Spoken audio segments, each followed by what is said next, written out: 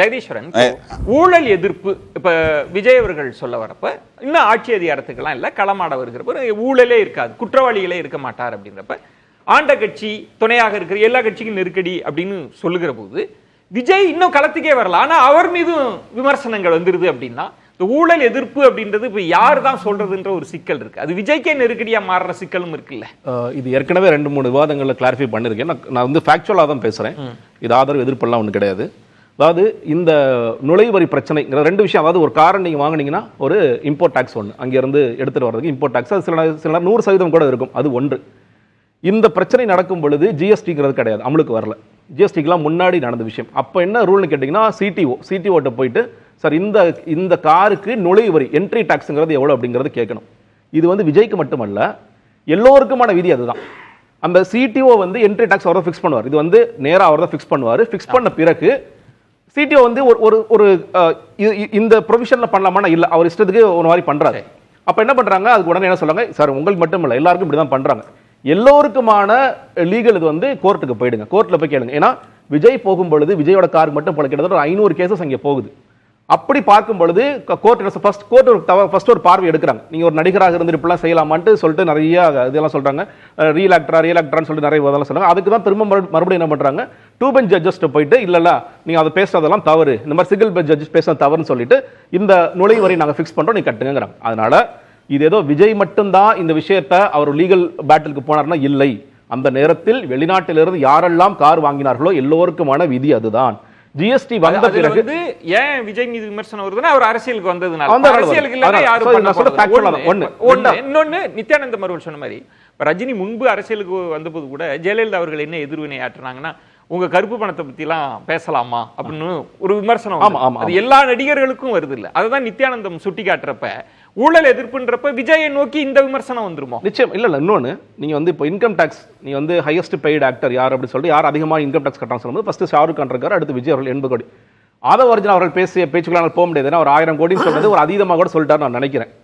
நமக்கு தெரியும் இண்டஸ்ட்ரியில பேசுறவங்க ஒரு 250 கோடி 260 கோடி. நீங்க அதுல வந்து 30% பாத்தீங்கன்னா கிட்டத்தட்ட 80. ஒரு படம் நடிக்கிறார், வருஷத்துக்கு ஒரு படம் நடிக்கிறார், 80 கோடிங்கிறது அவர் இப்பொழுது, முன்னாடி எனக்கு தெரியாது, இப்பொழுது இந்த அரசியல் வந்த பிறகு இந்த கருப்பு பணம் போன்ற விஷயங்களை அவர் வாங்குவதில்லை, கிளீனா டாக்ஸ் கட்டிட்டு இருக்காரு அப்படிங்கிறது புரியாது. ஸோ அதனால இப்பொழுது ஒரு கிளீனான ஆக்டரா உள்ள வந்திருக்காரா அப்படின்னு கேட்டீங்கன்னா ஒரு கிளீனான ஆக்டரா தான் வந்திருக்காரு. அப்படிங்கிறதுனால இதை ஒரு தார்மீகமே கிடையாது அப்படின்னு சொல்லிட முடியுமா? இல்லை, தார்மீகம் இருக்கிறது. அவருக்கு வந்து ஊழல் குறித்து பேசுவதற்கான தார்மீகம். அப்ப யாரை குறி வைக்கிறாருன்னு பாக்குறீங்க? ஊழல் எதிர்ப்புன்றது வந்து அவர் யாருக்கு எதிரான அஸ்திரம்? நீங்க பொதுவாகவே நீங்க முதலாக கட்சி துவங்கியதிலிருந்து அதற்கு பிறகு நடந்த மாநாடு, பொதுக்குழு கூட்டம், 2ஆம் ஆண்டு விழா எல்லாவற்றிலுமே அரசியல் எதிரி என்பது திமுக, கொள்கை எதிரி என்பது பாஜக. அதுதான் எங்களுடைய டார்கெட் அப்படின்னு சொல்லி சொல்றார். அதிமுக பத்தி எங்களுக்கு பெருசா கருத்து இல்ல, அதிமுக மக்கள் ஏற்கனவே தண்டிச்சிட்டாங்க போயிட்டாங்க அப்படின்னு. ஆனா நீங்க அதிமுக பத்தி பேசித்தான் ஆகணும், வேற வழி இல்லை. நீங்க வந்து இல்ல அது கடந்து போக முடியாது. இந்த கேள்வி தொடர்ச்சியாக வைக்கப்பட்டு கொண்டே இருக்கிறது. அதிமுக குறித்து உங்கள் பார்வை என்ன, அதிமுக குறித்து பார்வை என்ன? ஏன்னா ஒரு சமயத்துல ஒருவேளை அதிமுக கூட்டணிக்குள் வரலாம். அது இவர் சபார்டினேட்டா போவாரா இல்ல இவர் அதிமுக சபார்டினேட்டா வருவாங்களா நமக்கு தெரியாது, என்ன பேச்சுவார்த்தை நடந்து நமக்கு தெரியாது. ஆனா அப்படி இருந்த காலத்தினால அதிமுக கொஞ்சம் டைவர்ட் பண்ணிட்டு வந்திருக்கலாம். ஆனால் இன்று இதற்கு பிறகு என்டிஏ கூட்டணிக்குள்ள என்டிஏவுக்குள்ள அதிமுக போயிருச்சு, அதிமுக என்டிஏ போயிடுச்சுன்னு சொல்லிய பிறகு நீ மறுபடியும் ஜெயலலிதா அவர்கள் புரிந்த ஊழல் குறித்தோ அதிமுக அமைச்சரின் ஊழல் குறித்தோ இந்த வழக்குகள் குறித்தோ நாம் பேசாமல் தவிர்க்க முடியாது, பேசித்தான் ஆக வேண்டும். அதை நம்ம பேசிதான் ஆகணும். நீங்க ஏன்னா இப்போ ஒண்ணு இல்லை, நீங்க இப்போ இந்த அந்த இடமே நான் ஒரு கூட்டணி வைக்க போகிறேன், அதற்காக நான் இந்த கட்சியினுடைய ஊழலை பற்றி பிரதானமாக பேச மாட்டேன், எனக்கு இவங்க தான் அரசியல் எதிரி, நான் இந்த ஊழலை தான் பேசுவேன்றது அதுவே ஒரு தவறான நிலைப்பாடு. ஊழல் எதிர்ப்புல காம்ப்ரமைஸ் நீங்க தொடக்கத்திலே பண்ணல. அதான் அது அந்த கட்சி எப்படி பாக்குறாங்கன்னா, எங்களுக்கு இன்று பிரதானமான எதிரி என்பது 2 பேர் இருக்காங்க. திமுக வீழ்த்தணும் அப்படின்னா நாங்க வந்து வேறு கட்சியோட கூட்டணிக்கு போகலாம், கூட்டணிக்கு எகைன் போகலாம்னு சொல்லும் பொழுது நாங்க தான் வந்து பிரைமரி ஃபோர்ஸா இருப்போம், நாங்க தான் அந்த கூட்டணி லீட் பண்ணுவோம். மாநாட்டிலே அவர் உறுதிப்படுத்துறாரு, முதல்ல இருந்து பிரைமரி ஃபோர்ஸ் சொல்லிட்டு வராரு. எங்களுக்கு சபார்டினேட்டா அதிமுகவோ மற்ற கட்சிகளோ வந்தால் நம்ம அதை நம்ம தவிர்த்திடலாம். அது நட்பு சக்தியா பார்த்தோம், நம்ம வந்து அது வந்து எதிர் சக்தியாக பார்க்க வேண்டிய அரசியல் சமரசம் மாதிரி தான், கூட்டணி சமரசம் மாதிரி நம்ம பண்ணிக்கலாம் அப்படிங்கிற அளவுல தான் இருக்கு. ஆனா இப்பொழுதும் நீங்க வந்து கூட்டணியை நீங்க வந்து அதிமுகவை நாங்க தவிர்த்துட்டு ஊழல்ங்கிறத பொதுவான விஷயங்கள் பேச முடியாது. ஒண்ணு. இன்னொன்னு, நம்ம சிஸ்டமிக் ரிஃபார்ம்ஸை நோக்கி பேசணும்னு நான் நினைக்கிறேன். ஏன்னா இன்னைக்கு திமுக மேல ஊழல் குற்றச்சாட்டு இருக்கு. திமுகவே வந்து தங்களோட தேர்தல் 2 விஷயங்கள் சொல்றாங்க. ஒன்று, நாங்கள் லோகாயுக்தாவை வலுப்படுத்துவோம். நீங்க அதிமுக ஆட்சி காலத்தில் லோகாயுக்தா கொண்டு வரும் பொழுது இன்று முதலமைச்சர் ஸ்டாலின் அவர்கள் எதிர்க்கட்சியில் என்ன பேசினாரு, இது குப்பையில் எரியப்பட வேண்டிய லோகாயுக்தா அப்படி சொல்லி சொன்னாரா இல்லையா? சொன்னார்.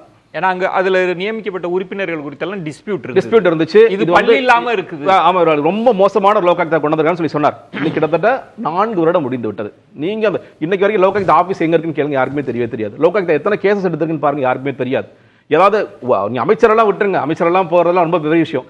ஏதாவது அரசு ஊழியர் மேல ஒரு குற்றம் பதியப்பட்டு ஏதாவது சார்ஜ் ஷீட்ல இருக்கா? தமிழ்நாட்டை நான் சொல்றேன், லோக்பால் எவ்வளவுக்கு எவ்வளவு மோசமாக இருக்கிறதோ அதே அளவுக்கு தான் லோகாயுக்தா அவ்வளவுக்கு எவ்வளவு மோசமா வச்சிருக்காங்க எல்லா ஸ்டேட்ஸும். நீங்க சொல்றது விஜய் வந்து இன்னொரு அடிப்படை மாற்றம், சிஸ்டமேட்டிக் சேஞ்சஸ். இன்னொரு சேவை பெறும் உரிமை சட்டம், இது 2 விஷயங்களுமே வந்து திமுக தேர்தல் அறிக்கையில் இருக்க விஷயங்கள் தான்.